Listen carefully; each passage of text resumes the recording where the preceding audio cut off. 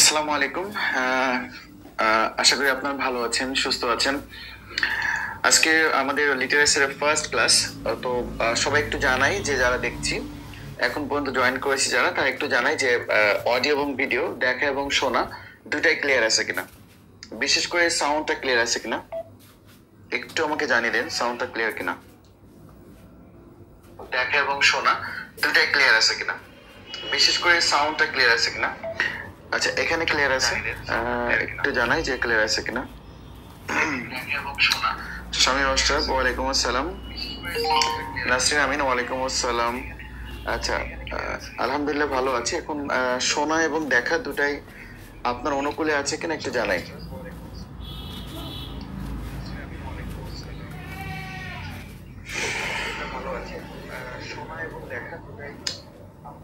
রাসেল রাসেল, আলহামদুলিল্লাহ ভালো আছি। লিটারেচার ইজি হয়ে যাবে। হ্যাঁ, লিটারেচার আমরা এটা এমন ভাবে সাজিয়েছি, আমরা এমন ভাবে আমরা যে পার্টিসিপেটর আছি এমন ভাবে ক্লাস করব, বা আসলে এটা ক্লাস করার কিছু নাই, সবকিছু গুছিয়ে দেওয়া আছে, জাস্ট আমার মুখ থেকে শুনবেন আর কি। এই আমরা এটা মনে করবো না যে আমরা এই যে আজকের যেমন যদি বলি যে দ্য পিয়ার্স অফ লিটারেচার, তো এটা পড়তে গেলে পুরো হিস্ট্রি অফ ইংলিশ লিটারেচার পড়তে হবে। তা আসলে লাভটা কি আমাদের পড়ে? হ্যাঁ, history of English literature total আপনাকে আমরা যেটা থার্ড ইয়ারে পড়েছি আর কি। হ্যাঁ, তো আপনি যে আপনার ডিপার্টমেন্টে যেটা থার্ড ইয়ারে পড়ছেন, যে টোটাল মানে এটার ইতিহাস কোথা থেকে সৃষ্টি হলো, ইংরেজি সাহিত্যের ইতিহাস, তো এইটা তো আপনাকে লিখতে হবে না, তাই না? এই ইংরেজির ইতিহাস আমি শিখে কি করব? অডিও ভিডিও সবকিছু ক্রিস্টাল ক্লিয়ার, সবকিছু ঠিক আছে। তাহলে আমরা ইতিহাস শিখে লাভ কি আসলে, তাই না? এই ইংরেজির ইতিহাসটা কোথা থেকে শুরু হলো? এটা তো খ্রিস্টপূর্ব 7,000 বছর বা তার মানে 700 বছর বা তারও আগে, অনেক আগে। আসলে ভাষা সৃষ্টির ইতিহাস নিয়ে অবশ্যই এটা অস্বস্থতা থাকে, স্বস্থতা থাকে না, মানে এটার ইতিহাসটা ক্লিয়ার থাকে না কখনো, যে ভাষাটা কোথা থেকে সৃষ্টি হয়েছিল, তাই না? তো বলা হয়ে থাকে যে যে যে ইংরেজ ভূখণ্ডের একদম মূল ভূখণ্ডের থেকে অনেক দূরে, অর্থাৎ যদি বলি যে হচ্ছে ডেনমার্ক, জার্মানি, হল্যান্ড, এইসব অঞ্চলের লোকজন ইংলিশ চ্যানেল পাড়ি দিয়ে মূল ভূখণ্ডে আসে। ইংল্যান্ডে আসার পরে ইংল্যান্ডকে এরাই 7টি রাজ্যে বিভক্ত করে দেয়। এই ইতিহাসের মানে সূচনা পর্ব এটা বলা হয়। তো আমরা আসলে কেন শিখতেছি? এটা শিখতেছি বিসিএস প্রশ্ন কমন পাওয়ার জন্য। এই জন্য আমাকে হিস্ট্রি অফ লিটারেচার কেন শিখতে হবে? আমি যে এতটুকু শিখাচ্ছি এটাতেই আমার মনে হয় যে বেশি শেখাই। তাহলে আমাকে কেন দুনিয়ার সবকিছু জানতে হবে, শিখতে হবে? আর এ শিখে লাভই কি আসলে? আলটিমেট যদি আপনি শিখতেই চান, তাহলে আগে একটা চাকরি রেডি করে তারপরে অনেক বইপত্র পড়ে, বইয়ের রেফারেন্স লাগলে আমার কাছ থেকে নেন। কোন বইগুলো সহজে আপনি ইংলিশ লিটারেচারের, আপনি এই বইগুলো পড়ে আপনি ইংরেজি সাহিত্যের ইতিহাস সম্পর্কে বিশদ নলেজ অর্জন করতে পারবেন। আদৌ নলেজ অর্জন করে কি হবে আমি জানি না, তবে এটা আপনার একটা প্যাশন হতে পারে, একটা নেশা হতে পারে, যে আমি ইতিহাস নির্ভর কোনো তথ্য পড়তে ভালো লাগে আমার, সেটা আপনার ভালো লাগতে পারে, খুব স্বাভাবিক। এটা ভালো লাগাটা খুব স্বাভাবিক। তবে এই সময় প্রযুক্তির এই যুগে আসে আসলে এত সময় ধরে ইতিহাস পড়াটা সবার কাছে ভালো নাও লাগতে পারে। যেমন আমার কাছে এতটা ভালো লাগে না, সত্য কথা যেটা, আমার কাছে এতটা ভালো লাগে না। মানে একটা ইতিহাস এত ধৈর্য ধরে পড়া, হ্যাঁ, এইটা আমি প্রথমেই চিন্তা করি এটা আমার কাজে লাগবে কিনা, এটা আমি প্রথম চিন্তা করি। হ্যাঁ, তো এটা চিন্তা করা উচিত। অধিকাংশ মানুষের মতামত আমার সাথে মিলতে পারে এই কারণে, কারণ আমরা আমাদের জন্মটা হচ্ছে তৃতীয় বিশ্বের এই গরিব রাষ্ট্রে। তাহলে এইখানে আসলে যেখানে পেটে ক্ষুধা, সেখানে জ্ঞান আহরণ করাটা কতটা যৌক্তিক, মানে এটা আমার কাছে মনে হয় না। এর চেয়ে বেশি যৌক্তিক হচ্ছে যে আপনার পরিশ্রম করা, আপনার মানে সাফল্য খোঁজা। মানে সাফল্য বলতে আমাদের সমাজে যেটা বুঝি আর কি, সফলতা বলতে যদিও আমাদের সমাজে একটু ভিন্নভাবে ট্রিট করা হয়, কিন্তু সফল একজন রিক্সা চালকও হতে পারে। হ্যাঁ, কারণ একজন রিক্সা চালকের মৃত্যু হতে পারে সফলতার সাথে। এই যে শেষ আমরা বড় হয়েছি কিসের তাগিদে? মৃত্যুর জন্য, মারা যাওয়ার জন্য আমরা বড় হয়েছি। তো বয়স হচ্ছে ওই জন্য। তো একজন অনেক অনেক ফিনান্সিয়াল বা যেটাই বলেন যে সে সামাজিকভাবে একেবারে সফল ব্যক্তি, সামাজিক, রাজনৈতিক, পারিবারিক সবভাবে, কিন্তু তার মৃত্যুটা যদি অসফল হয় তাহলে সে কিন্তু সফল ব্যক্তি বলা যাচ্ছে না। এটা সফলতার সংজ্ঞা বিভিন্ন জনের কাছে বিভিন্ন রকম। আমরা চলে আসি পিরিয়ডস অফ লিটারেচার। তাহলে এই জন্য আপনাকে ওই হিস্ট্রি অফ লিটারেচার ঘাটার দরকার হচ্ছে না। হিস্ট্রি অফ লিটারেচার যদি বলি, ওই যে বললাম ইংলিশ চ্যানেল পাড়ি দিয়ে কিছু গুহা মানব যারা গুহায় বসবাস করতেন আস্তে আস্তে আধুনিক হলেন, তারা বিভিন্ন অস্ত্র, এই যে ব্রোঞ্জের যুগ আমরা পড়েছি, বিভিন্ন অস্ত্র আবিষ্কার করতে শিখলেন এবং তারা ইংল্যান্ডে আসার সময় একটা পুস্তক তারা নিয়ে আসছিলেন সাথে করে, সেটার নামই হচ্ছে বিউলফ। এই যে বিউলফ, এটিকে বলা হয় ইংরেজি সাহিত্যের প্রথম মহাকাব্য বলা হচ্ছে। যেমন আমরা বাংলা সাহিত্যে যেটা পড়েছিলাম যে চর্যাপদ, অনেকে পড়েছেন আপনারা চর্যাপদ, যারা বাংলা সাহিত্যের স্টুডেন্ট রয়েছেন বা স্টুডেন্ট না তাদেরকেও পড়তে হয়েছে। চর্যাপদ থেকে 1 মার্ক কমন থাকে প্রিলিমিনারিতে। তাহলে চর্যাপদ আমরা পড়েছি এবং চর্যাপদের ইতিহাস আমরা জানি কোথা থেকে এটা পাওয়া গেল। ঠিক একইভাবে ওই অ্যাংলো স্যাক্সন যারা জার্মান এবং এই যে ডেনমার্ক থেকে এসেছিলেন, তারা একটি বই হাতে করে নিয়ে আসছিলেন, একটা হার্ড কপি নিয়ে আসছিলেন। ওটাকে বলা হচ্ছে ইংরেজি সাহিত্যের ফার্স্ট মনুমেন্ট, আদি নিদর্শন, যেমন বাংলা সাহিত্যের চর্যাপদ। এবং ওখানে ক্যাডমন, এটা ইংরেজি সাহিত্যের প্রথম কবি বলা হয়, এবং বাংলা সাহিত্যের প্রথম কবি আমরা জানি যেটা হচ্ছে যে লুইপা। হ্যাঁ, ওই সময় ওই প্রাচীন যুগের কবিদেরকে বলা হতো পা, তাদের সাথে থাকতো পা, তাই না? ওই যে আপনারা চর্যাপদে পড়েছেন কা তরু বড় পঞ্চবী ডালো, তারপরে কি যেন ছিল এটা যে কি যেন কি চিত্তে পইটা কালো, এরকম আপনারা পড়েছিলেন। এটা হচ্ছে প্রথম দুটো লাইন আর কি চর্যাপদের।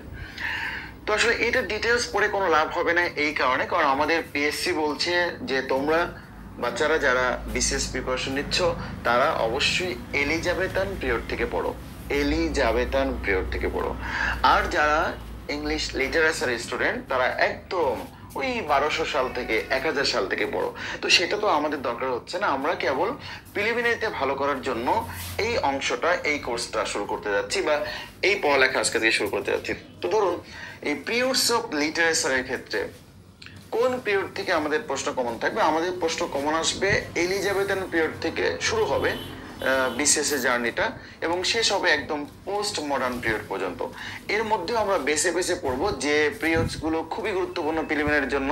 তো সেটা তো আমি স্টাডি করেছি, এর দায়ভার যেহেতু আমার উপরে আছে, আপনারা একদম লক্ষ্মী ছেলের মতো, লক্ষ্মী মেয়ের মতো, সেটা হচ্ছে যে শান্তশিষ্ট একদম থেকে চুপচাপ থেকে আপনি এই যেগুলো বলছি সেগুলো শুধু পড়ে যান।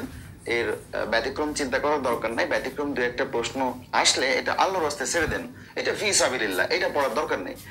কারণ দেখেন যে প্রশ্ন কারা করছেন এটার উপর নির্ভর করবে যে প্রশ্নের প্যাটার্নটা কেমন হবে। তো আমরা এবার দেখেছি লাস্ট বিসিএস এ যেটা 15টা প্রশ্ন আসার কথা ছিল, সেখানে 9টি প্রশ্ন এসেছে সাহিত্য থেকে, মাত্র 9টি প্রশ্ন, যেখানে ওদের কথা ছিল যে ওনারা 15টি প্রশ্ন 15 কোশ্চেন্স অ্যাড করবেন, কিন্তু করেন নাই। এর আগের বিসিএস গুলো আমরা দেখেছি 37তমতে দেখেছি 36, সেখানে বেশি ছিল, 15 না দিয়ে 16টা দিয়েছে, অথবা 17 কোশ্চেন্স সেখানে ছিল লিটারেচারের উপরে। কিন্তু এবার এক ধাক্কায় এমন ধাক্কা যেটা হচ্ছে 9-এ চলে আসছে, প্রায় অর্ধেক, তাই না?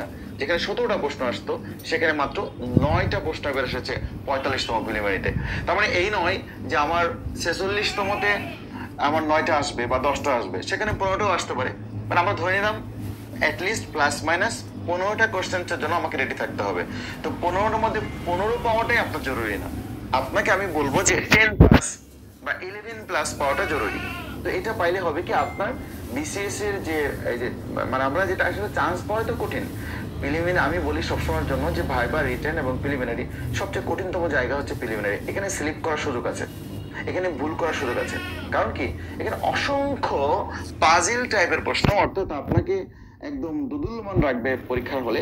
অনেক কিছু, সব কিছু একসাথে মনে রাখাটা অনেকটা কঠিন হয়ে যায় প্রিলিমিনারির জন্য। এই জন্য প্রিলিমিনারিতে অনেক সময় ভুল অ্যান্সার করা, ভুলে যাওয়া, একটার জায়গায় আরেকটা দাগানো, এই প্রবণতাটা অনেকের আছে এবং এটা থাকবে সবসময়। তো এইটা থেকে পরিত্রাণের উপায় হচ্ছে প্রচুর পরিমাণে পরীক্ষা দেওয়া, প্রচুর পরীক্ষা দেওয়া। পরীক্ষা দিলে কিন্তু এই যে ব্যাপারটা মডেল টেস্ট দিলে, পরীক্ষা দিলে, এটা আপনার থাকবে না। আপনি এটা আস্তে আস্তে প্রচুর প্রশ্নের সাথে সম্পৃক্ত হবেন এবং দেখা যাচ্ছে আপনার যে কনফিউশন গুলো এটা দূর হয়ে যাবে। আর কিছু ব্যাপার দু একটা থাকবে, এটা ছেড়ে দিতে হবে। এটা আপনাকে 200 মার্কের যেহেতু প্রশ্নে অ্যান্সার করতে হচ্ছে না, আমাকে সবসময় টার্গেট রাখতে হবে 125 বা 120 প্লাস, 120 প্লাস আপনাকে মার্ক পেতেই হবে। এখন যেহেতু কম্পিটিশন বেশি হচ্ছে, প্রিলিমিনারিতে কম স্টুডেন্ট টিকাচ্ছে, আমরা যে পর্যায়ক্রমে যদি দেখি, তাহলে সেক্ষেত্রে আপনাকে 125 অর্থাৎ 125 একটা সেফ জোন, এটা থাকতে হবে। কারণ এর আগে আমি বলেছিলাম 120, কিন্তু তারা তো চেঞ্জ করতেছে। আমি এরকমও বলেছিলাম যে আগামী 10 বছর তো চেঞ্জ করবে না, কিন্তু চেঞ্জ তো করতেছে তাদের।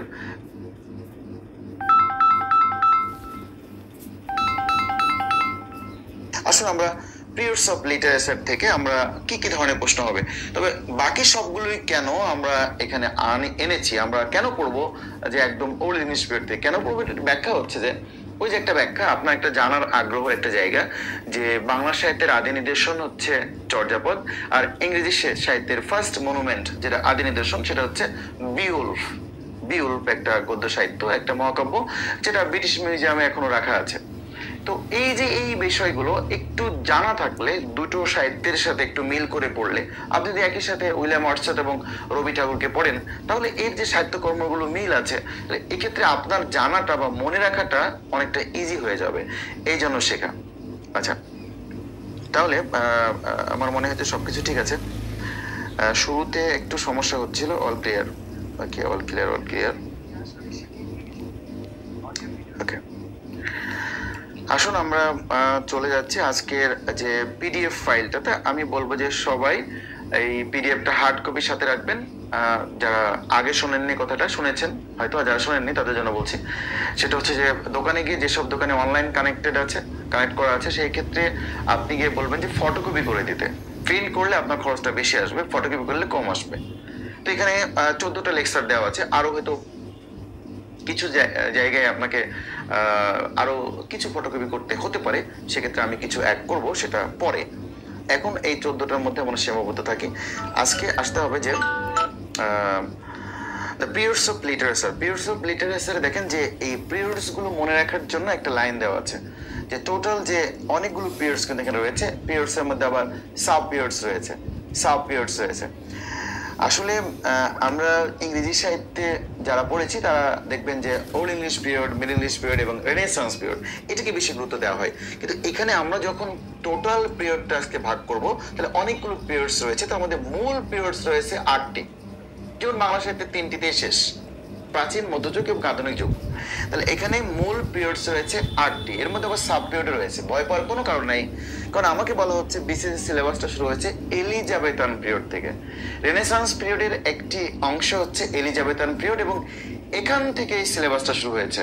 ডন্ট ওয়ারি, কোনো ধরনের কোনো টেন্স নেওয়ার দরকার নেই, এখানে এলিজাবেথান পিরিয়ড থেকেই প্রশ্ন হবে। তো আগেরটা আমরা একটু শুধু টাচ করবো, এর একটা রিজন আছে কেন টাচ করবো। দেখেন এখানে 8টি যে মূল পিরিয়ড রয়েছে, এটা মনে রাখার জন্য একটা লাইন ব্যবহার করা হয়েছে। সেটা হচ্ছে যে ওমর অ্যান্ড রবি ইংলিশ যুগের বা ইংলিশ পিরিয়ডের এমপি ছিলেন। ওমর অ্যান্ড রবি।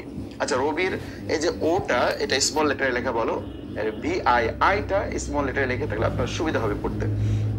তাহলে ও দিয়ে হচ্ছে ওল্ড ইংলিশ পিরিয়ড, ও দিয়ে কি ওল্ড ইংলিশ পিরিয়ড, আর এম ডি হচ্ছে মিডিল ইংলিশ পিরিয়ড মানে মধ্যযুগ, আর আর ডি হচ্ছে রেনেসান্স পিরিয়ড, রেনেসার যুগ যেটা, আর এন ডি হচ্ছে নিও ক্লাসিক্যাল পিরিয়ড, আর ও রো দিয়ে রোমান্টিক পিরিয়ড। এই জন্য ওটা স্মল লেটারে লেখাটা ভালো, এটা স্মল লেটারে লিখে দেওয়াটা বেটার ছিল।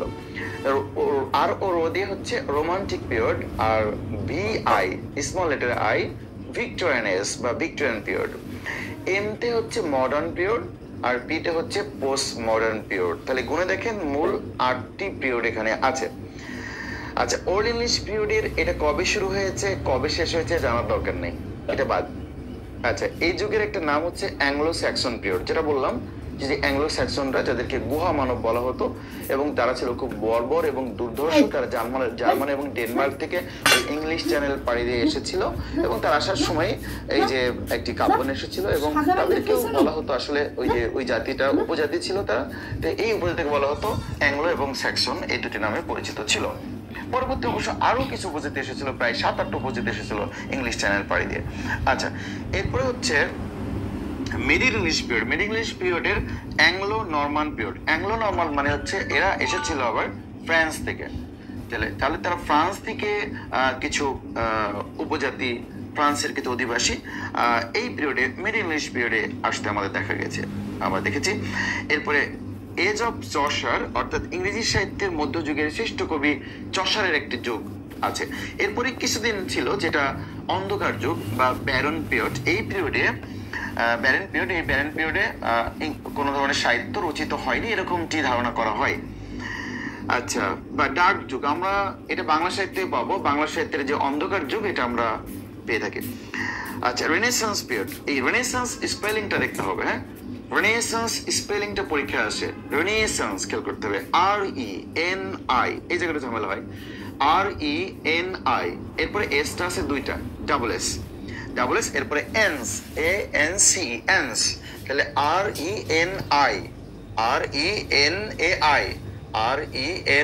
রেনেসান্স, ডাবল এস, এরপরে এনস, রেনেসান্স। আচ্ছা, রেনেসান্স পিরিয়ডকে আবার এই যে চারটি পিরিয়ডে ভাগ করা হয়েছে, লাস্টে আমরা দেখবো রেনেসান্স পিরিয়ডকে চারটি পিরিয়ডে ভাগ করা হয়েছে। এখানে একটু শুধু পড়ে যাচ্ছি যে প্রিপারেশন ফর রেনেসান্স, এই রেনেসান্স এটা আসে যে রেনেসান্স অর্থ কি, এটা হচ্ছে রিবাত, লেখা আছে পাশে দেখেন, রিবাত, পুনর্জন্ম। রেনেসান্স জিনিসটা কি আসলে? রেনেসান্স হচ্ছে একটি আন্দোলনের নাম, সাংস্কৃতিক আন্দোলন, মনস্তাত্ত্বিক আন্দোলন। অর্থাৎ মানুষ যে এই যে এর আগের পিরিয়ড দেখেন ব্যারন পিরিয়ড ছিল, অর্থাৎ অন্ধকার যুগ। এই অন্ধকার যুগ থেকে মানুষের যে সংস্কৃতির যে উদ্ভাবন, যে চেতনার উদ্ভাবন তৈরি হয়েছে এই আন্দোলনটির মধ্য দিয়ে, যে আন্দোলনকে বলা হচ্ছে রেনেসান্স পিরিয়ড। এটা ইউরোপ থেকে শুরু হয়েছিল, একসময় আমেরিকা, সারা বিশ্বে এই যে সংস্কৃতির যে আন্দোলন, মনস্তাত্ত্বিক আন্দোলন, এটা মানুষের আধুনিক হওয়ার আন্দোলন, মানুষকে সভ্য হওয়ার আন্দোলন, এটা শুরু হয়েছিল, এটাকে বলা হচ্ছে রেনেসান্স। আচ্ছা, আর রেনেসাঁ শব্দটি হচ্ছে ফ্রান্স থেকে আসছে, রেনেসাঁ শব্দটি হচ্ছে ফ্রেঞ্চ শব্দ, রেনেসাঁ শব্দটি ফ্রেঞ্চ, কিন্তু এটা শুরু হয়েছে ইতালি থেকে। কোন দেশ থেকে? ইতালি থেকে। আচ্ছা, এটা আমরা দেখবো, একটু পরে দেখছি। এলিজাবেথান পিরিয়ড, দেখেন এটা একদম দাগ দেওয়া আছে, দাগ দেওয়ার উপরে এগুলো পড়ার দরকার নেই। আমরা জাস্ট একটু আলোচনা করলাম, জানলাম যে উমর অ্যান্ড রবি ইংলিশ পিরিয়ডে এমপি ছিলেন। এটার মধ্য দিয়ে আমরা জানতে পারলাম যে ইংরেজি সাহিত্যের মূল 8টি যুগ রয়েছে, 8টি পিরিয়ডস রয়েছে, 8 পিরিয়ডস অফ ইংলিশ লিটারেচারের নামগুলো আমরা দেখলাম। এখন আমাদের সিলেবাসটা শুরু হলো এবং মূলত এই জায়গা থেকেই সিলেবাসটা শুরু, এবং এর বাইরে মানে এর উপরে যেগুলো আছে এগুলো প্রশ্ন হবে না। এলিজাবেথান পিরিয়ডের ব্র্যাকেটে লেখা আছে এজ অফ শেক্সপিয়ার, অর্থাৎ শেক্সপিয়ারের যুগ, কারণ এলিজাবেথ যুগের যে অন্যতম নক্ষত্র, যার মধ্য দিয়ে এই ইংরেজি সাহিত্যটার আসলে পুনর্জন্ম হয়েছে, যাকে ইংরেজি সাহিত্যটা শুরু হয়েছে আসলে, যে ইংরেজি সাহিত্যের যে জনপ্রিয়তা, এটা শুরু হয়েছে নাটকের মধ্য দিয়ে, এবং যাকে নাটকের জনক বলা হয়, এবং যিনি হয়তো সৃষ্টি না হলে এই যে এই ইংরেজি সাহিত্যের এত রস, ইংরেজি সাহিত্যকে এভাবে পড়া যায়, ইংরেজি সাহিত্যের এত সম্ভার কোনো কিছু তৈরি হতো না যার জন্ম না হলে, বা যিনি না লিখলে, তার নাম হচ্ছে উইলিয়াম শেক্সপিয়ার। এবং উইলিয়াম শেক্সপিয়ার সম্পর্কে আমরা ডিটেলস পড়বো, কিন্তু উইলিয়াম শেক্সপিয়ারের যুগ কেন এটা বলা হচ্ছে? কারণ উইলিয়াম শেক্সপিয়ারের যুগ এই কারণে বলা হচ্ছে, কারণ কুইন এলিজাবেথ দ্য ফার্স্ট, রানী প্রথম এলিজাবেথ যখন ক্ষমতায় ছিলেন, উনি তখনই আসলে লেখা শুরু করেছিলেন। এবং জ্যাকোবেন পিরিয়ডে, অর্থাৎ কুইন এলিজাবেথের পরের পিরিয়ড জ্যাকোবেন পিরিয়ডে তিনি অনেক সাহিত্য রচনা করেছেন, তারপরে তাকে জ্যাকোবেন পিরিয়ডের কবি বলা হয় না, তাকে বলা হয় এলিজাবেথান পিরিয়ডের কবি। কেন? কারণ এখানেই লেখা শুরু করেছে, কারণ এই পিরিয়ডে তার অভিষেক ঘটেছে। আচ্ছা, তাহলে এই এজ অফ শেক্সপিয়ার মানে ব্যাপারটি এমন নয় যে এজ অফ শেক্সপিয়ার মানে শেক্সপিয়ারের জন্ম 1590, মৃত্যু 1616, ব্যাপারটি এরকম নয়। অর্থাৎ এই যে তার রচনাকাল, যে তার সাহিত্যিক জীবন, এই সাহিত্যিক জীবনটা হচ্ছে এই 1590 থেকে 1616, 26 বছরের যে সাহিত্যিক জীবন, এটাকে বলা হচ্ছে এজ অফ শেক্সপিয়ার। অর্থাৎ যদি কখনো প্রশ্ন হয় যে এলিজাবেথান পিরিয়ডের অন্য নাম কি, তাহলে অ্যান্সার হবে এজ অফ শেক্সপিয়ার। আমি আবারও বলছি, যদিও age of William Shakespeare Jacobean period অর্থাৎ কিং জেমসের সময় অনেক সাহিত্য রচনা করেছেন, তবে বেশিরভাগ সাহিত্য রচনা করেছেন কুইন এলিজাবেথের সময়, এবং এলিজাবেথের সময়ে অলরেডি সারা বিশ্ব উইলিয়াম শেক্সপিয়ারকে চেনেন, যার কারণে এই যুগের কবি, বা অর্থাৎ এই কুইন এলিজাবেথের শাসন আমলের কবি বলা হয় উইলিয়াম শেক্সপিয়ারকে। অর্থাৎ এলিজাবেথান পিরিয়ডের অপর নাম হচ্ছে age of Shakespeare. Age of Shakespeare মানে হচ্ছে যে উইলিয়াম শেক্সপিয়ারের যে সাহিত্যিক যে জীবনটা, মানে সাহিত্যিক তার 26 বছর হচ্ছে যে রচনার কাল বা সাহিত্যিক জীবন। 1590 সালে উনি লেখা শুরু করেন এবং 1616 সালে উনি মারা যান। তাহলে এই সময়টাকে বলা হচ্ছে এজ অফ শেক্সপিয়ার বা শেক্সপিয়ারের যুগ। এখন আমরা কেন এই পিরিয়ডস অফ লিটারেচার এসেছি, দেখুন এই জায়গা থেকে প্রশ্ন থাকে দু ধরনের। একটা হচ্ছে যে এলিজাবেথান পিরিয়ড থেকে শুরু, সিলেবাসটা শেষ হবে পোস্ট মডার্ন পিরিয়ডে। এই পিরিয়ডগুলোর মধ্যে যে প্রশ্ন থাকবে, দুটি প্রশ্ন থাকে। একটা হচ্ছে যে কোন একটি যুগের ডিউরেশন বলবে যে এই ডিউরেশনটা কোন যুগের, অথবা এলিজাবেথান যুগের ডিউরেশন কোনটি। তো চারটা অপশন থাকবে, এলিজাবেথান যুগের ডিউরেশন কোনটি, চারটা অপশন। তাহলে এরকম লেখা থাকবে যে ধরেন 1500 থেকে 1600 সাল লেখা থাকবে, 1500 থেকে 10, 1560 থেকে 1616, এরকম লেখা থাকবে 1558 থেকে 1603। তাহলে এই যে কুইন এলিজাবেথের যে শাসন আমল, এটাকে বলা হয় এলিজাবেথান যুগ, এটাই হচ্ছে ডিউরেশন। তাহলে ডিউরেশনটা পরীক্ষায় আসে যে এলিজাবেথান যুগের ডিউরেশন কোনটি, জ্যাকোবিয়ান পিরিয়ডের ডিউরেশন কোনটি, রোমান্টিক যুগের ডিউরেশন কোনটি, মানে কোন যুগটাকে রোমান্টিক যুগ বলা হচ্ছে, কোন যুগটাকে ভিক্টোরিয়ান এজ বলা হয়, মডার্ন যুগটা শুরু হয়েছে কত সাল থেকে, এই যে সালগুলো এটাকে ডিউরেশন বলা হচ্ছে। এটা এক ধরনের প্রশ্ন। আরেকটা প্রশ্ন হচ্ছে এর সেঞ্চুরি বা শতক, এটি কোন শতকের পিরিয়ড, এটি কোন শতকের পিরিয়ড। দুটো জিনিস আবার বলছি, তাহলে দুটো প্রশ্ন, একটা হচ্ছে ডিউরেশন, একটা হচ্ছে সেঞ্চুরি। দুটো প্রশ্ন এখান থেকে আসবে, সেঞ্চুরি অ্যান্ড ডিউরেশন, দুটো প্রশ্ন। হ্যাঁ, প্রথম শীট 2 পেজের, হ্যাঁ সবসময় এই 2 পেজের শীটই থাকবে। কোনো কোনো লেকচারে হচ্ছে 4 পেজের শীট রয়েছে। তাহলে পিরিয়ডস অফ লিটারেচার থেকে 2 ধরনের প্রশ্ন আসবে, একটা হচ্ছে ডিউরেশন, আর একটা হচ্ছে সেঞ্চুরি। তাহলে এই দুটো প্রশ্ন খেয়াল করতে হবে, ডিউরেশন এন্ড সেঞ্চুরি। ডিউরেশন মানে হচ্ছে সাল, সালটা আসবে কোন সাল থেকে শুরু, আর এটা হচ্ছে শতক। এই দুইটা প্রশ্ন আসবে। তাহলে কি আমরা 8টি পিরিয়ডে পড়বো? প্রথম কথা হচ্ছে 8টি পিরিয়ড পড়া যাবে না, পড়তে হবে কেবলমাত্র 4টি পিরিয়ড, এবং 4টি পিরিয়ড থেকে প্রশ্ন আসবে। 4টি পিরিয়ড, 8টা পিরিয়ড পড়তে হবে না, 4টি পিরিয়ড পড়তে হবে। 4টি পিরিয়ডের ডিউরেশন এবং সেঞ্চুরি। কিছু কিছু জায়গায় আমরা ডিউরেশনটা মিস করব, মানে অমিট করব, আর সেঞ্চুরিটা ধরে রাখবো। আর কিছু কিছু জায়গায় ডিউরেশন এবং সেঞ্চুরি দুটাই পড়বো। তাহলে এই দুইটা প্রশ্ন আসবে, আসতে পারে, আসবে এটা শিওর না, আসতে পারে। ডিউরেশন এবং সেঞ্চুরি থেকে 2-3 বার প্রশ্ন আসছে, তো 2-3 বার 2-3টাকে বিসিএস হয়েছে, আর কি বিসিএস হয়নি। তার মানে কেন অযথা আমি এখানে সময় নষ্ট করব, কেন আমাকে ওল্ড ইংলিশ পড়তে হবে, কেন মিডল ইংলিশ পড়তে হবে, কেন ব্যারেন পিরিয়ড পড়তে হবে, দরকার নাই, দরকার নাই এগুলো। আপনাকে পড়তে হবে পরীক্ষায় কমন পাওয়ার জন্য। তাহলে আসুন আমরা কোন কোন পিরিয়ডের ডিউরেশন এবং সেঞ্চুরি দুটাই পড়বো, আর কিছু কিছু ক্ষেত্রে ডিউরেশনটা অমিট করে সেঞ্চুরি পড়বো। দেখুন এলিজাবেথান পিরিয়ডের একদম ঠোঁটস্থ রাখতে হবে এটা, এলিজাবেথান পিরিয়ড ডিউরেশন এবং সেঞ্চুরি একদম এটিএম, একটা না মুখস্থ, এখানে এক চুলো ছাড় দেওয়ার সুযোগ নেই। সর্বাধিক প্রশ্ন যদি বিসিএস এ আসে 15টার মধ্যে, সর্বাধিক প্রশ্ন আসবে এলিজাবেথান পিরিয়ড থেকে, কারণ এখানে কে আছে খেয়াল করতে হবে, উইলিয়াম শেক্সপিয়ার আছে। এবং এলিজাবেথান এই পিরিয়ডটাকে নাটকের স্বর্ণযুগ বলা হয়, সাহিত্যেরও স্বর্ণযুগ বলা হয় এই যুগটাকে। এই যুগটা ভেরি ভেরি ভেরি ইম্পর্টেন্ট। আমরা কিন্তু এই যুগটা শুরু করি না এখনো, আমরা কেবল আজকে পড়তেছি পিরিয়ডস অফ লিটারেচার। ভুলে যাবেন না, আমরা কিন্তু কোনো যুগ নিয়ে পড়ালেখা করতেছি না, আমরা শুধু এই মানে কোনটি কোন যুগে, কোন সাল, কোন শতক, এগুলো পড়ার জন্য এসেছি। আমরা কিন্তু এটা পড়তেছি না যে এলিজাবেথান পিরিয়ডের গোষ্ঠী উদ্ধার করবো, রোমান্টিক পিরিয়ড সব পড়ে ফেলবো, ব্যাপারটি এমন নয়। তাহলে এলিজাবেথান পিরিয়ডের দুটো জিনিসই লাগবে, সাল এবং শতক, সাল এবং শতক। তাই এই যুগটা আসলে কিভাবে শুরু হয়েছে? কুইন এলিজাবেথ, রানী এলিজাবেথের বয়স যখন 25 বছর, তখন 1558 সাল চলে। 1533-এ ওনার জন্ম, 1558 সালে তার বয়স হয় 25 বছর। এই 25 বছর বয়সে ইংল্যান্ডের সিংহাসন গ্রহণ করেন। এই ইংল্যান্ডের সিংহাসনে যখন বসলেন, তখন থেকে মূলত ইংরেজি সাহিত্যের এলিজাবেথান পিরিয়ড শুরু হয়, বা এলিজাবেথান এজটা তখন থেকে শুরুর সাল ধরা হয়, এবং উনি মারা যান 1603 সালে। এই 45 বছরের শাসনকালকেই বলা হচ্ছে এলিজাবেথান পিরিয়ড। খুব ভালো করে মাথায় ঢুকে নেন, যেহেতু এটা পরীক্ষার জন্য খুব ইম্পর্টেন্ট। যদি পিরিয়ডস অফ লিটার থেকে কোনো প্রশ্ন 46-এ আসে, এটা সর্বাগ্রে সবচেয়ে বেশি প্রাধান্য পাবে। আবারও বলছি, রানী এলিজাবেথ ক্ষমতায় আসেন 1558 সালে, এবং উনি মারা যান 1603 সালে। ওনার যে শাসন আমলটা, এই যে রাজতান্ত্রিক যে শাসন আমল, এই শাসন আমলটাকে বলা হচ্ছে এলিজাবেথান পিরিয়ড। এলিজাবেথান পিরিয়ড, এখানে এজ অফ শেক্সপিয়ার আনার দরকার নেই। এজ অফ শেক্সপিয়ারের ডিউরেশন কখনো পরীক্ষা আসবে না, আসবে এলিজাবেথের পিরিয়ডের ডিউরেশন। এলিজাবেথের পিরিয়ডের অপর নাম কি, অপর এজ কোনটা বা এটি আরেকটি নামে কোন, তখন এজ অফ শেক্সপিয়ার অ্যান্সার করা যেতে পারে। এজ অফ শেক্সপিয়ার মাথা থেকে ফেলে দেন। এলিজাবেথিয়ান পিরিয়ডের ডিউরেশন বা কবে শুরু হয়েছে কবে শেষ হয়েছে এটা ইম্পর্টেন্ট।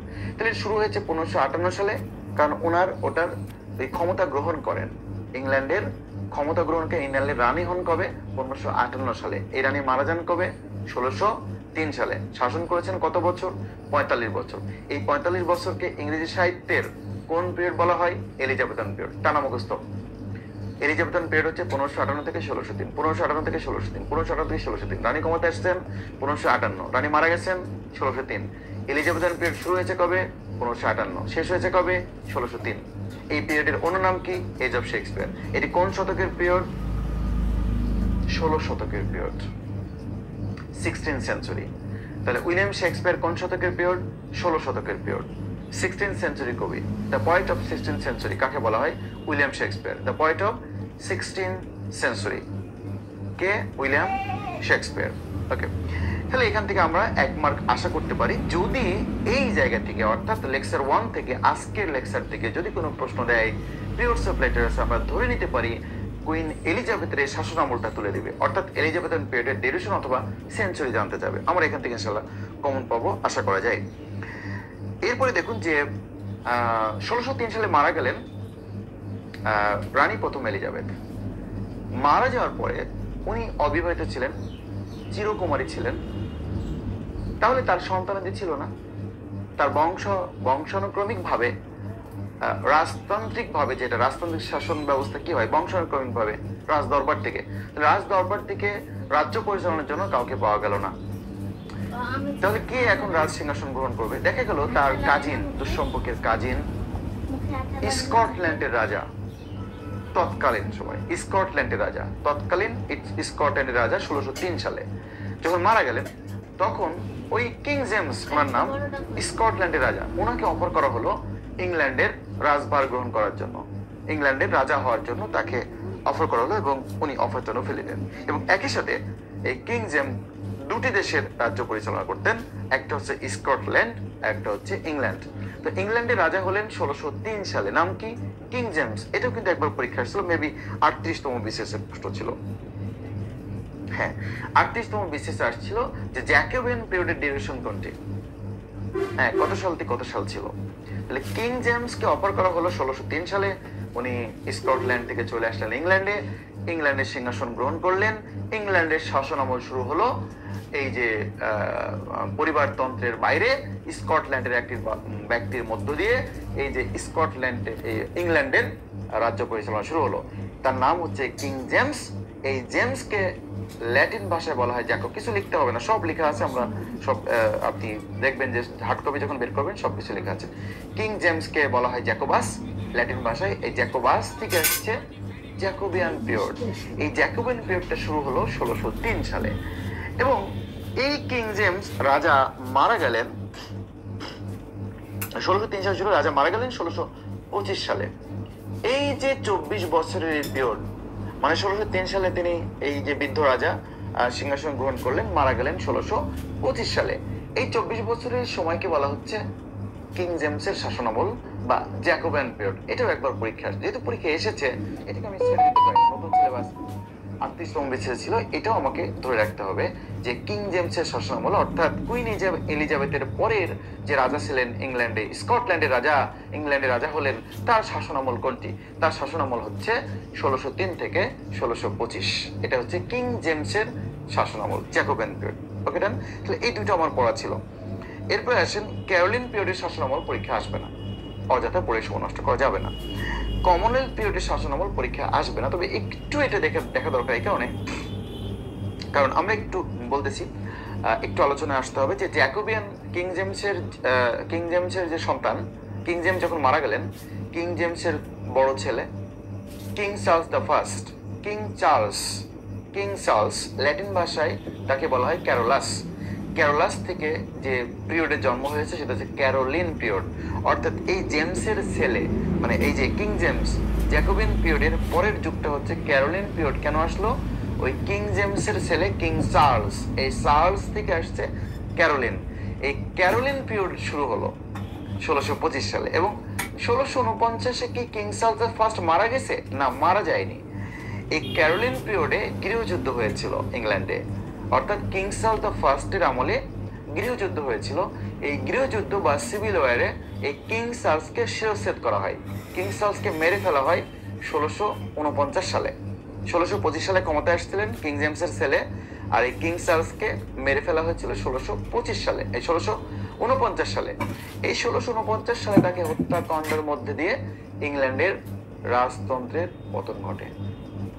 তাহলে একটা ইম্পর্টেন্ট তথ্য আমরা পড়বো, যদিও ক্যারোলিন পিরিয়ডে ইংল্যান্ডের রাজতন্ত্রের পতন ঘটে, শুরু হয় গণতন্ত্র।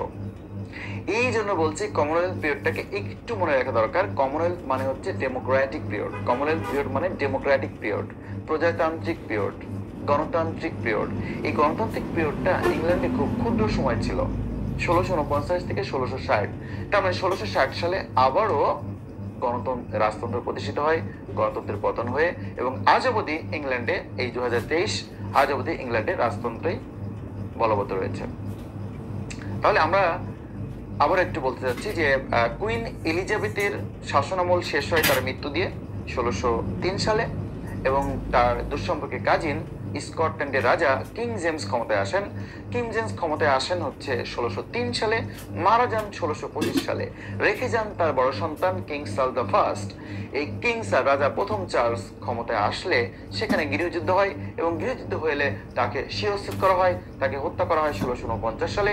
1649 সালে নতুন একটা যুগের সৃষ্টি হয়, যেটার নামই হচ্ছে কমনওয়েলথ পিরিয়ড অথবা ডেমোক্রেটিক পিরিয়ড। ইংল্যান্ডে সেই সময় কোনো রাজা রানী ছিল না। ছোট্ট একটি পিরিয়ড কখনো পরীক্ষায় দিতে পারে যে কমনওয়েলথ পিরিয়ড কোনটি। কমনওয়েলথ পিরিয়ড হচ্ছে 1649 থেকে 1660। এটা 11 বছরের ছোট্ট একটি পিরিয়ডকে বলা হচ্ছে কমনওয়েলথ পিরিয়ড, যেখানে ইংল্যান্ডের কোনো রাজা রানী সেই সময় ছিল না। গণতান্ত্রিক প্রেক্ষাপটে এই শাসন ব্যবস্থা পরিচালিত হয়েছে, মানে তথাকথিত গণতান্ত্রিক আর কি। এই পিরিয়ডের নিচে ডাবল স্টার দিয়ে একটি লাইন লেখা আছে পিউরিটান সম্পর্কে। পিউরিটান, এখন পিউরিটান কারা ছিলেন? পিউরিটান আসলে এই যে যদি বলবো যে রেনেসাঁ পিরিয়ডের শুরু হয়েছে একজন ব্যক্তির মধ্যে, থমাস মুর, এটার মধ্যে শুরু হয়েছে। তো ওই ইতিহাসে না যাই, সেটা হচ্ছে এই পিউরিটান কারা আসলে। পিউরিটান দেখেন লেখা আছে, মানে পিউরিটানদের আধিপত্যের কারণে 1620 থেকে 1660। 1620 বলতে গেলে আমরা যদি দেখি, 1620 বলতে যে জ্যাকোবিন পিরিয়ডটা শুরু হয়েছিল 1603 সালে এবং শেষ হয়েছে 1625। তার মানে এই জ্যাকোবিন পিরিয়ড অর্থাৎ কিং জেমসের শাসন আমলের শেষ 5 বছরেই পিউরিটানদের আবির্ভাব ঘটে, এবং এই পিউরিটানরা ক্ষমতায় তার যে ক্ষমতার আধিপত্য, এটা 40 বছর পর্যন্ত এটা চলতে থাকে। কারা এরা? দেখেন পিউরিটান সম্পর্কে লেখা আছে যে পিউরিটানরা প্রোটেস্ট্যান্ট সম্প্রদায়ের অন্তর্ভুক্ত। আমরা জানি যে খ্রিস্টানরা আসলে দুটি সম্প্রদায়ে বিভক্ত, একটা হচ্ছে যে একদম রোমান ক্যাথলিক, আর একটা হচ্ছে প্রোটেস্ট্যান্ট।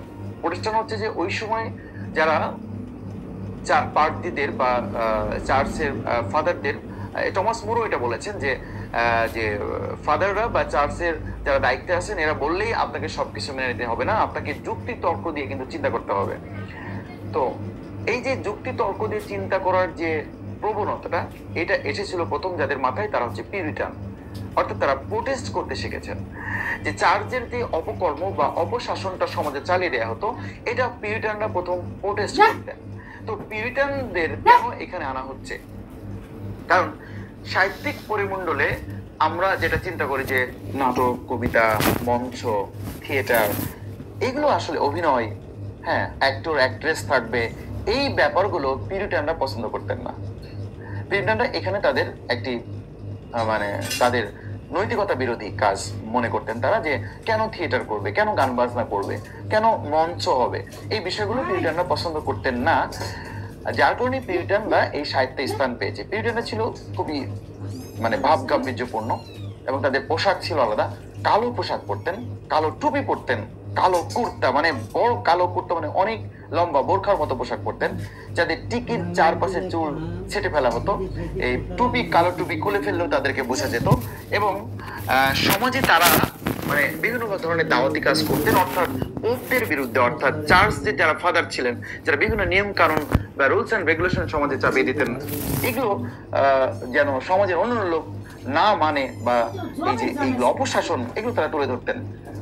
এভাবে তারা 40 বছর দাওয়াতি কাজ করেছেন। এবং মজার ব্যাপার হচ্ছে সারা বিশ্বে এই পিউরিটানদের ছোঁয়া আজ অবধি রয়েছে, আজ অবধি। আমরা যখন জর্জ বার্নার্ড শোকে পড়বো, সেখানে কিন্তু আমরা দেখবো যে জর্জ বার্নার্ড শো একদম টোটালি আপাত মস্তক, এবং তার বাবা আপাত মস্তক কিন্তু পিউরিটান মানবতাবাদী একজন লেখক বা একজন নাট্যকার, যাকে আধুনিক নাট্যকারের সূতিকাগার বলা হয় বা আধুনিক নাট্যকারের জনক বলা হয়। তাহলে এরকম প্রতিটা দেশেই কিন্তু পিউরিটানদের একটা প্রভাব রয়েছে। একসময় যখন 1660 সালে তাদেরকে আর টিকতে দেওয়া হলো না, অর্থাৎ রাজতন্ত্র যখন আবার খুব ভালোভাবে পোপদের শাসন বা পোপদের নিয়ম কানুনগুলো সমাজে আবার ভালোভাবে প্রতিষ্ঠিত শুরু করলো, তখন তাদেরকে কিন্তু ইংল্যান্ড থেকে বিতাড়িত করা হয়েছে এবং তারা আমেরিকাতে গিয়ে আবার দাওয়াতি কাজ শুরু করেছে। এভাবে সারা বিশ্বে কিন্তু এই পিউরিটানদের অবস্থান আমরা দেখতে পাই। তাহলে পিউরিটানদের একটা আধিপত্য ছিল 1620 থেকে 1660। 1660-এর পরে যখন আবার রাজতন্ত্র প্রতিষ্ঠিত হলো, অর্থাৎ আমরা কিন্তু মাঝখানে আবার বলছি 1649 থেকে 1660, এই 11 বছর এই যে রাজতন্ত্রের পতন হয়েছিল এবং রাজতন্ত্রের আধিপত্য ছিল না। ওই সময় সবচেয়ে বেশি আধিপত্য ছিল পিউরিটানদের। পিউরিটানরা অনেকটাই গণতন্ত্রকে ধারণ করতেন, হ্যাঁ, এই রাজতান্ত্রিক পদ্ধতি তারা মানতেন না। আচ্ছা, এরপর আমরা চলে আসি নিউ ক্লাসিক্যাল পিরিয়ড। তাহলে যেগুলো পড়তে হবে না সেগুলো একটু পরে আমি বলতেছি, পড়তে হবে না যেগুলো। নিউ ক্লাসিক্যাল পিরিয়ডে প্রথমে আসছে, নিউ ক্লাসিক্যাল পিরিয়ডকে তিনটি সাব পিরিয়ডে ভাগ করা হয়েছে। একটা হচ্ছে restoration period, Augustan period, age of sensibility বা ডক্টর স্যামুয়েল জনসনের পিরিয়ড। তাহলে রেস্টোরেশন পিরিয়ডটা আমাদের লাগবে, এটার ডিউরেশনটা লাগবে, সেঞ্চুরি দরকার নাই। কেন লাগবে দেখেন, আমরা দেখলাম যে গৃহযুদ্ধের মধ্যে দিয়ে রাজতন্ত্রের পতন হলো, গণতন্ত্র প্রতিষ্ঠিত হলো, গণতন্ত্র থাকলো 11 বছর, 1649 থেকে 1660, এই 11 বছর গণতান্ত্রিক ব্যবস্থা ছিল। আবার যখন ওই কিং সাল দ্য ফার্স্টকে যে শিরচ্ছেদ করা হলো, এই কিং সাল দ্য ফার্স্টের ছেলে কিং সাল দ্য সেকেন্ড, উনি ফ্রান্সে নির্বাসিত হয়েছিলেন, প্যারিসে ছিলেন, প্যারিসে বড় হয়েছেন। প্যারিস থেকে যখন প্রাপ্তবয়স্ক হলো, উনি চলে আসলেন ইংল্যান্ডে। এই ইংল্যান্ডে আসলে আবারও রাজতন্ত্র প্রতিষ্ঠিত হয়, এটাকে বলা হয় রেস্টোরেশন পিরিয়ড। রেস্টোরেশন কার মাধ্যমে? কিং সাল দ্য সেকেন্ড, ওই যে শিরচ্ছেদ করা হয়েছিল তার বাবাকে, ওনার সন্তান কিং সাল দ্য সেকেন্ড। এই কিং সাল দ্য সেকেন্ড ক্ষমতা আসলে 1660 সালে রাজতন্ত্র প্রতিষ্ঠিত হলে নতুন একটি ইংরেজি সাহিত্যের জন্ম হয়, যার নাম হচ্ছে রেস্টোরেশন, মানে হচ্ছে পুনরুদ্ধার। রেস্টোরেশন পুনরুদ্ধার, রিস্টোর পুনরুদ্ধার করা, রেস্টোরেশন নাউন, এটা হচ্ছে পুনরুদ্ধার। রেস্টোরেশন অফ মোনার্কি, রাজতন্ত্রের পুনরুদ্ধার। এই ডিউরেশনটা ইম্পর্টেন্ট। কেন? নতুন করে আবার রাজতন্ত্র প্রতিষ্ঠিত হলো এবং সাহিত্যিক পরিমণ্ডলে সবচেয়ে বেশি রাজতান্ত্রিক চর্চা হয়েছে, রাজতন্ত্র শাসন ব্যবস্থার চর্চা হয়েছে এই পিরিয়ডটাই, 1660 থেকে 1740 বছরের পিরিয়ড। পরীক্ষায় বারবার ঘুরে ফিরে আসবে যে রাজতন্ত্রের চর্চা সবচেয়ে বেশি হয়েছে কোন পিরিয়ডে? রেস্টোরেশন পিরিয়ড, 1660 থেকে 1700, 1660 থেকে 1700, 40 বছর, 1660 থেকে 1700। ওকে, তাহলে এটার সেঞ্চুরিটা দরকার নেই। এরপরে আসি আমরা রোমান্টিক এজ। আর এই এজগুলো আমরা পড়বো আলাদা আলাদা আলাদা ক্লাসে। রোমান্টিক পিরিয়ডের ডিউরেশন এবং সেঞ্চুরি দুইটা লাগবে, ঠিক এলিজাবেথান পিরিয়ডের মতো। রোমান্টিক যুগটা শুরু হয়েছে একটি বই প্রকাশের মধ্য দিয়ে 1798 সালে। 1798 সালে শুরু হলো এবং এটা শেষ হয়েছে 1832, অর্থাৎ 34 বছরের ছোট্ট একটি পিরিয়ড, 34 বছর, 34 ইয়ার্সের ছোট্ট একটি পিরিয়ড। এটা আমি বলবো প্রিলিমিনারির জন্য second important period. Second important, first important কোনটি? Elizabethan period. এটা ডিউরেশন, এটা সাল এবং শতক দুইটাই লাগবে। ঠিক একইভাবে রোমান্টিক পিরিয়ডের সাল এবং শতক দুইটাই লাগবে। রোমান্টিক পিরিয়ডটা শুরুর কাল কোনটি? 1798। এটা আমরা যখন ডিটেলস পড়বো, এখন তো শুধু টাচ করছি। এবং শেষ হয়েছে কবে? 1832। কত বছর? 34 বছর। এই ডিউরেশনটাকে বলে রোমান্টিক পিরিয়ড। এটা কবিতার স্বর্ণযুগ, কবিতা পূর্ণতা পেয়েছে, মানুষের হৃদয়ে মানে কবিতার অনুভূতি এসেছে, পাঠক সংখ্যা সবচেয়ে বেশি ছিল কবিতার এই সময়, কবিতা সবচেয়ে বেশি লেখা হয়েছে এই পিরিয়ডে, এটা কবিতার স্বর্ণযুগ।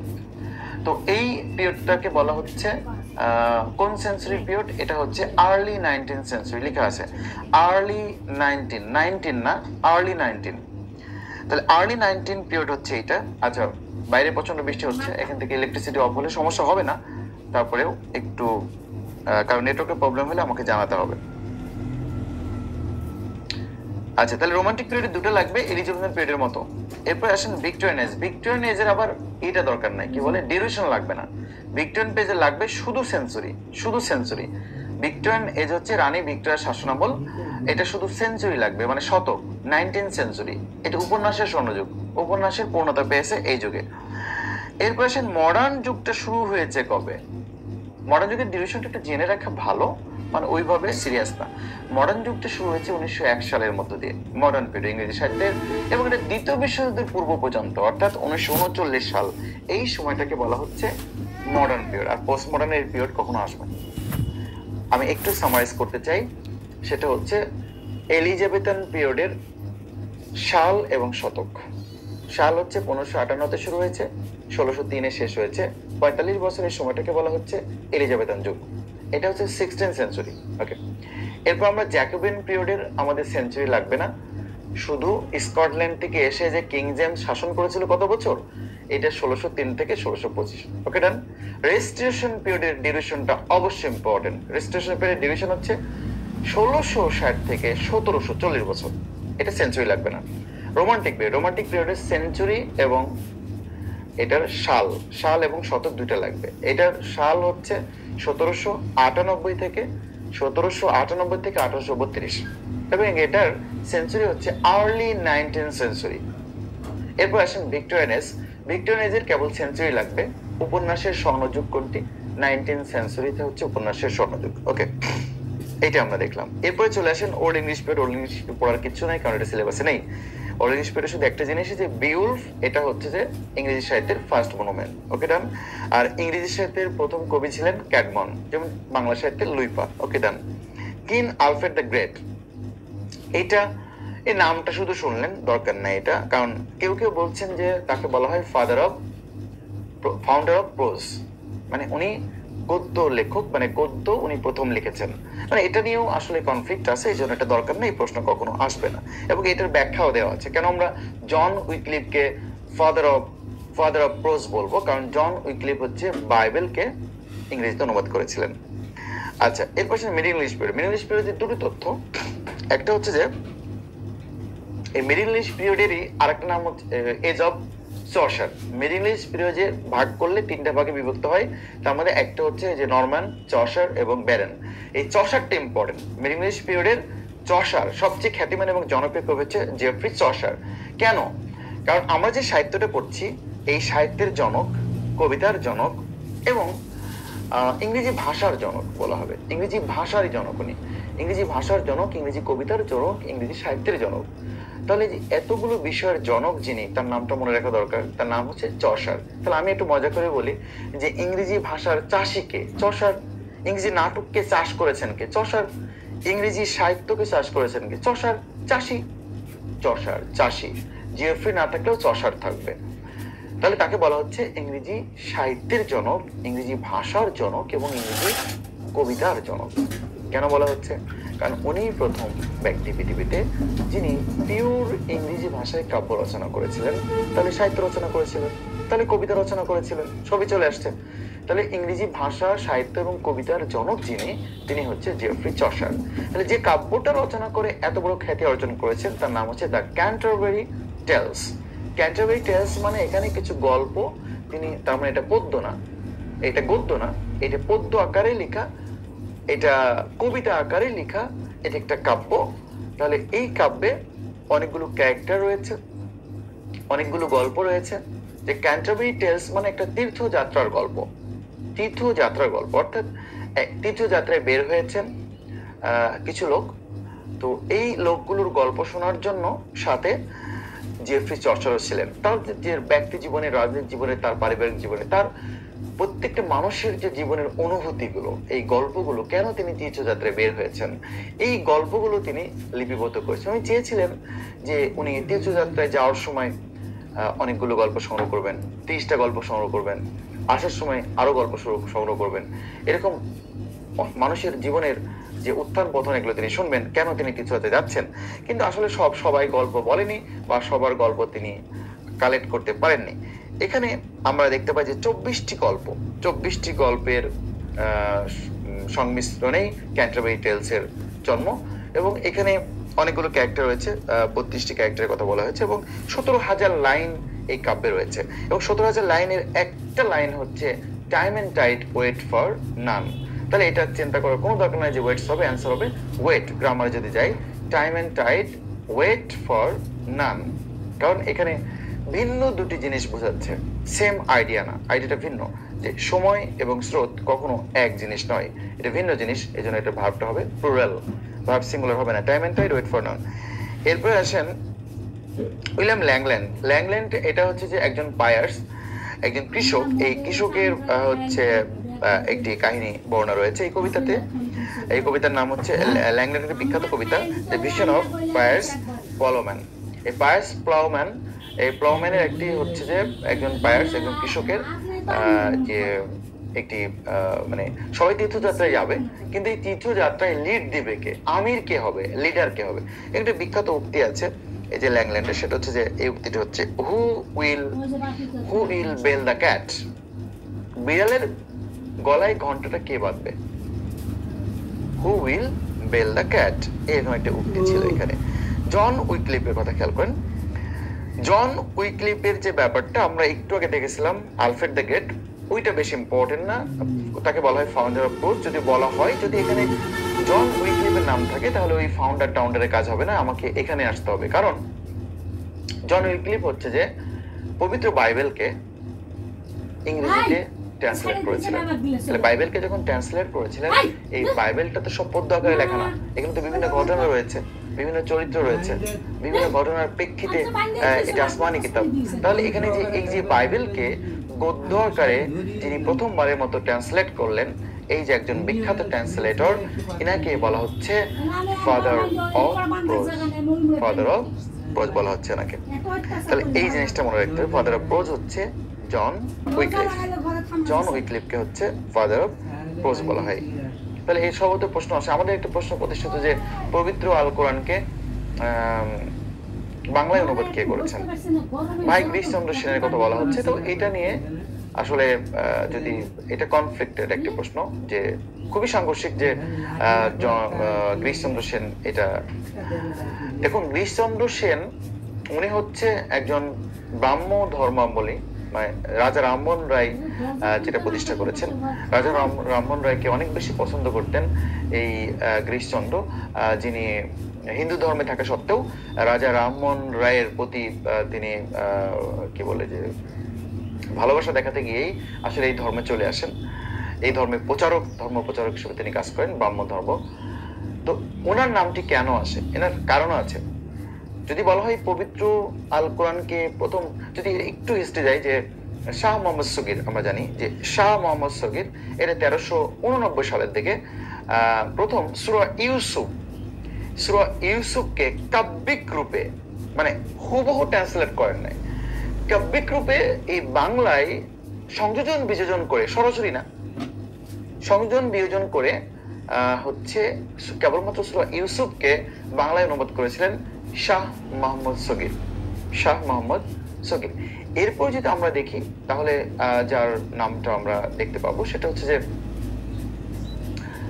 এই যে গ্রামের নামটা ভুলে গেলাম, যে রংপুরের মানে স্থানীয় রংপুরের একজন আমির, মাওলানা আমির উদ্দিন বসুনিয়া।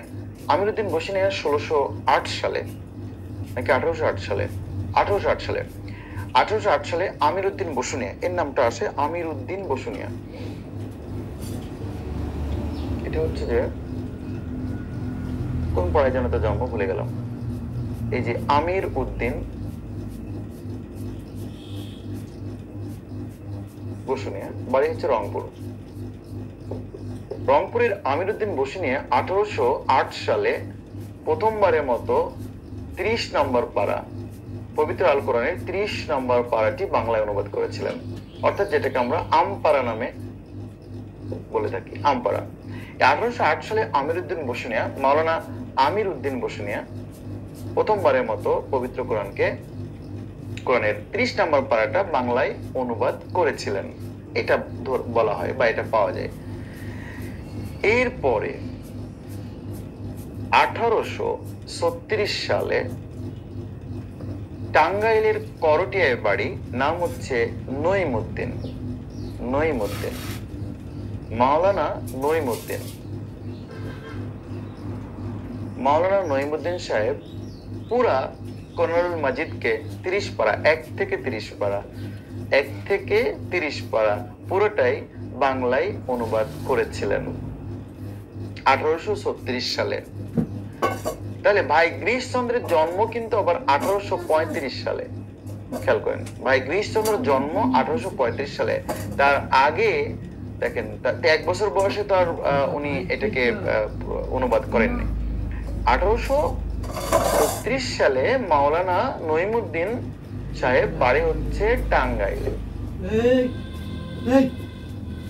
টাঙ্গাইলের এই মাওলানা 1 থেকে 30 পারা এটা বাংলায় অনুবাদ করেছিলেন। ধরা হয় এটি প্রথম অনুবাদ। আচ্ছা, এরপরে 1886 সালে ভাই গিরিশচন্দ্র সেন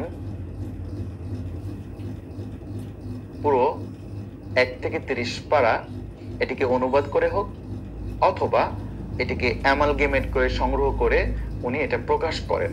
উনি শুধু এই বই না, ইসলামের অনেক মৌলিক বই কিন্তু প্রকাশ করেছিলেন এই 1886 সালের পরে।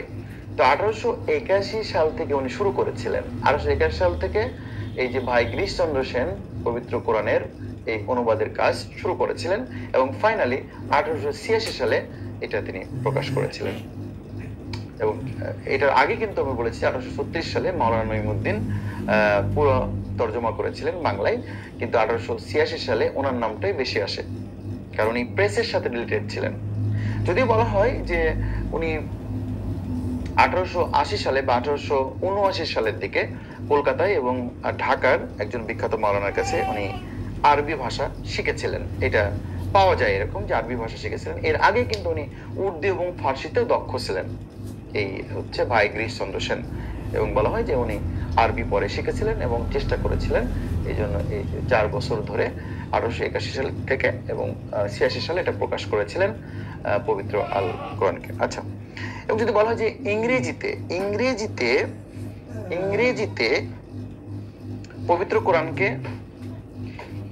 পবিত্র কোরআনকে কে ট্রান্সলেট করেছিলেন?